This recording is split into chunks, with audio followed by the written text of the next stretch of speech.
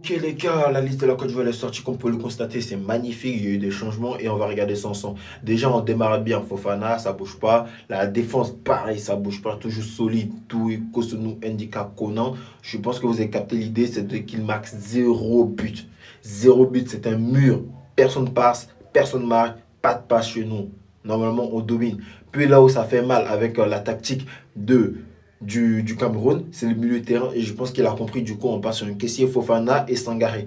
Personnellement, Sangaré, vas-y, vu qu'il a fait un match mid dans le premier match, je l'aurais enlevé pour mettre quelqu'un d'autre, mais le coach a voulu faire ça. On va voir ce que ça donne. Dans tous les cas, il pourra rectifier ça en seconde période. Mais en tout cas, le milieu, pour moi, il me fait plaisir. J'aime bien. Il a rectifié ce qu'il fallait rectifier. Puis on attaque tout pareil. On passe sur un Diomandé, Bayo et Diallo.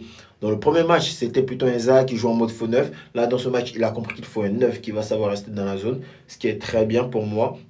Donc avec Bayo, c'est ce qu'on aura et je pense que ça pourra faire très mal. Pour moi, un Bayo pourra faire très mal, pourra rester dans la zone tout en libérant Diomondé et Diallo et ça va faire plaisir. En tout cas, Ahmad va se régaler ce soir et Yann Diomondé va se régaler ce soir. J'espère que Bayo va mettre un but. Normalement, on part sur un 3-0 face au Cameroun. En tout cas, dites-moi un peu ce que vous pensez de la compo. Moi, personnellement, je l'aime bien.